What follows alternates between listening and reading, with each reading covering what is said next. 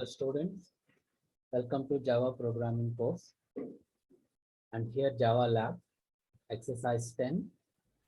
Here the programs related to the concept called threads, and here exercise 10 threads, and the main objective of this exercise is creating threads.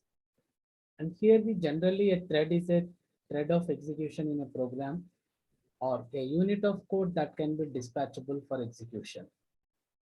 Most of the times in real time, the Java virtual machine allows an application to have multiple threads of execution running concurrently. So while the application have a multiple threads of execution like this, and JVM allows to execute those threads in concurrently, automatically it increases the performance of the computer system and also throughput of the computer system. And we know this is a life cycle of a thread when it is created to terminate, nothing but dead. So runnable state, running state, waiting state, like that. So this diagram also represents the way how to create an instance of a thread object. And when you invoke the start method, then it becomes runnable. And it starts the run method, it is running state. When it is go to sleep or waiting state or deadlock lock state, to that is non-runnable states. And after completing this run method, and when it exits the run method, it gets the terminate state. Right? Coming to this, now coming to this exercise 10 threads, the programs given in this exercise like this. First program, write a Java program that creates threads by extending thread class. And first thread displays good morning every 1 second. For every 1 second, it displays good morning. And the second thread displays hello for every 2 seconds. And the third displays welcome for every third second, for every 3 seconds. So the same program we can do by creating threads by extending thread class. Here it is extending thread class, as this exercise telling about extending thread class, right? So we can create thread objects by extending thread classes or by implementing runnable interface also. So two ways we can see the program and what is the difference of creating threads by both the thread class and runnable interface. Then go to here. The first thing, as it is the first program, here it is creating threads by extending thread class. So if you observe that here it is. So I have a class A extends thread class, and I have a run method, and it is synchronized with other one. When one thread is executing this run method, why? Because this is synchronized method, then no other thread will come and execute this run method same, right? Whenever the first thread exit from this run method, then only the second thread will go and execute this run method of thread. So as we know that this the inside of this thread, so I'm going to display good morning. Why? Because the first thread is belongs to class A, that it displays good morning for every 1 second. For every second it displays. That's why when I start this thread, it going to sleep for 1 second and then it displays the good morning message on the screen. So I just given for this 5 times. So for getting loop out of not going to infinite loop, that's why I'm giving condition like this, right? While condition and like this. That's why we can simply making this one as this like. And we know that sleep method generates one exception, interrupted exception. That's why we have try catch and try block inside inside try block. We have maintained the sleep method and exception, catch exception handler. The same way class B extends thread class. This is belongs to thread 2, second thread, but it sleeps for 2 seconds and displays hello method according to a requirement. Got it? And coming to the third thread class, That is class C extends thread, same thread class. It has the same, but it sleeps for 3 seconds and then it displays welcome message. Got it? So like that, we have three classes for creating three threads, A, B, C, and A sleeps for 1 second, displaying good morning. Second thread B sleeps for 2 seconds and displaying hello. And third thread belongs to class C, sleeps for 3 seconds and displaying welcome. And coming to the main class, that is example 10A, exercise 10A, inside main method, I have just created objects for these three classes, T1, T2, T3. Now T1, T2, T3 are considered as the threads objects for three threads belongs to classes ABC. And initially I started those threads by calling the start method on individual thread objects like this T1 dot start, T2 dot start, T3 dot start. Okay, then it displays like this. Okay, shall we go that execution part? Okay, come to here. Java C exercise 10A dot Java, then compile successfully, then run it. Exercise 10A, exercise 10A. Then if you see the, when I press enter here, just it displays good morning for every 1 second, hello for every 2 seconds, and welcome for every 3 seconds. Observe that one. Good morning, hello, good morning, welcome, like that. So this is the flow of execution of threading, executing these threads, right? When you want to stop the control process in meanwhile, you can press Control C, okay, to come out of these loops. As I initially given iterations for 5 times, so it displaying that the same for here for 5 seconds, but you can make this as an infinite loop. By pressing Control C, you can come out of the loop. Okay. Then go to the same program with runnable interface, right? Implementing runnable interface. So here I'm same program. Here it is class A implements runnable. In the previous one extends thread, but here it is implements runnable. And the same synchronized run method, the same logic, but here it is in the previous one we just have taken this sleep method directly. Why? Because the class extends thread class, but here it is not extending thread class, it is implementing runnable interface here. So sleep is not a method in this runnable, so that's why we need to call this method sleep by mentioning that thread class name. Why? Because sleep is a method from thread class. That's why you need to specify here thread dot sleep for 1 second, right? And the remaining program is same as it is. The same way here, class B implements runnable interface and calling this sleep method using thread class name. And class C implements runnable. Here also sleep method calls for sleeping 3 seconds of this thread by using this thread class. And one other variation in the main program is when we create an object of this class, that is not considered as a direct thread for this. It is only an object of that class, but we can make that object as a thread of creating thread class like this. Thread T1 equal to new thread of A. I'm passing an object of this class A as a parameter to this thread class while creating a thread object here T1. Like this, you have to do for all the classes class B and class C same as. So here to make these thread objects to execute. So similarly, you can start T1 start T2 dot start method, T3 dot start method. It currently execute the same. The only difference is like this. Here it is.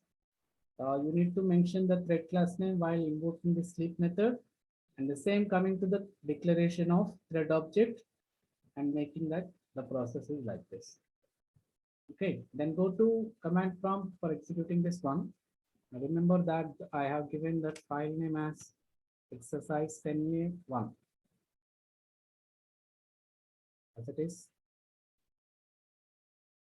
So it executes the same way. Good morning, hello, good morning, welcome, like that. Meanwhile, you want to stop, Control C, then come out of this flow. Okay, got it?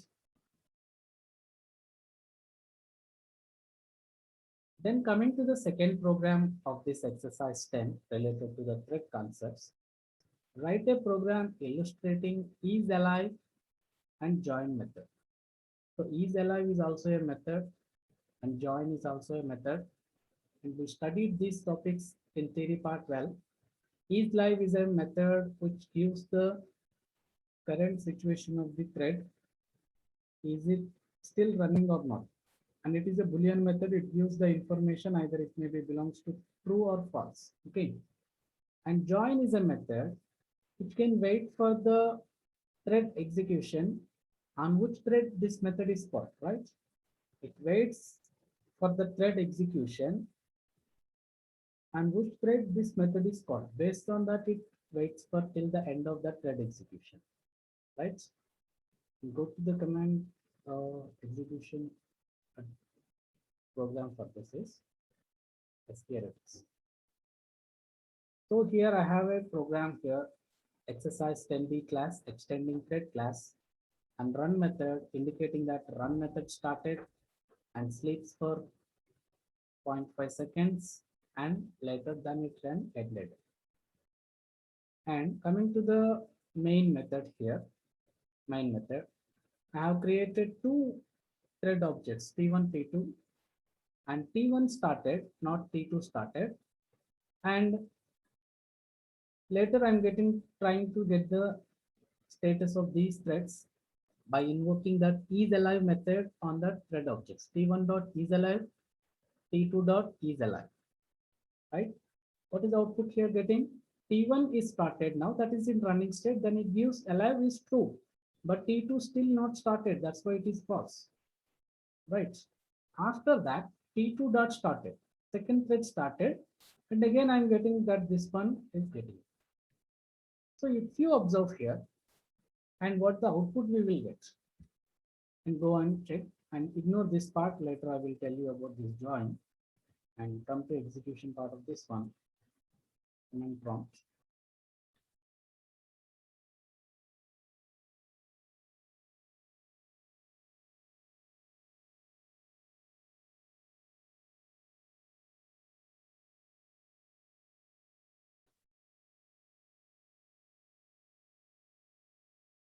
So once it is observed that true, false, first thread is active, second one false, first thread unstarted, then before end of this thread one, second thread started.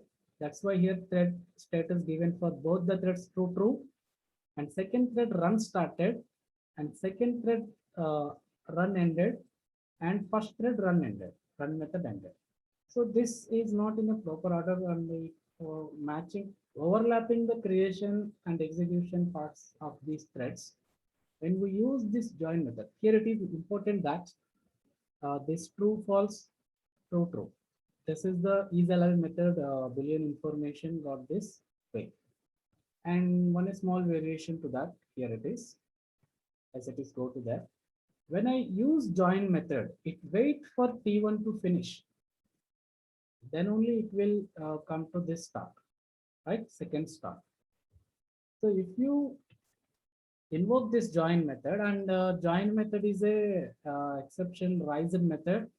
So when it is invoked, then automatically exception rise, that is interrupted exception. That's why keep this method invocation in try block and catch handler, right? Then coming to the execution part of this one, as it is here, then save that file once again. Save this one and join method invocation. Go to command prompt.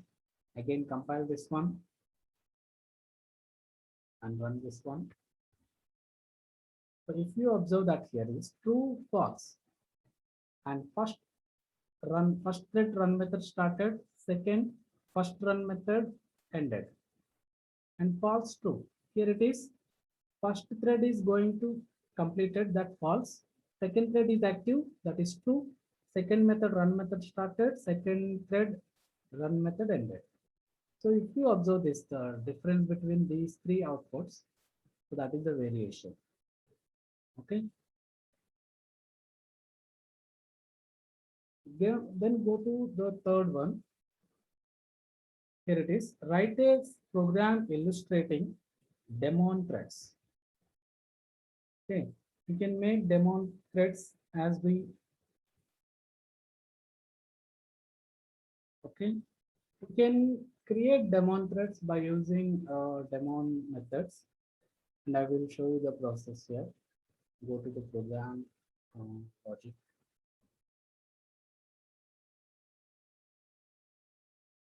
Yes, it is. So got it here. A simple program. I have a class called exercise 10C extend thread class. Now I'm going to create a thread and maybe demon thread like. I have a run method for executing my threads. Is thread demon.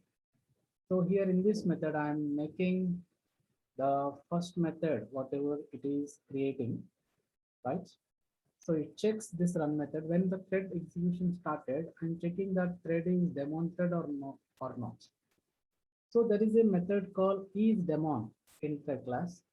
IsDemon, it verifies is it demonstrated or not. If it is a demon thread, it gives true, otherwise it gives false. So coming to in the main method, I have created three objects of this thread objects T1, T2, T3 of this exercise 10C class. And I am making this T1 as a demon thread.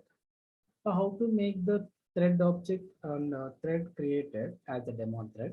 There is a method called setDemon. So T1 dot setDemon and giving one boolean value true, then it automatically converts this thread 1 as a demon thread, right? Remaining 2 as not demon threads. So when we start these three by executing by invoking the start method, when these threads coming to run this run methods, this method automatically checks for, then T1 gives true. Why? Because it is a demon thread. Why? Because we make that as demon thread by setting this value by this method setDemon, and remaining to gives false values. You go to command prompt here, clear string Java C exercise step C, compile, then Java's exercise 10. First demon thread gives true and remaining two got as false. Okay, so this is the part of execution of these programs, and you can write these programs, write in your observation and execute in your computers. Okay. Later we note it down everything into your observation. Okay. Thank you.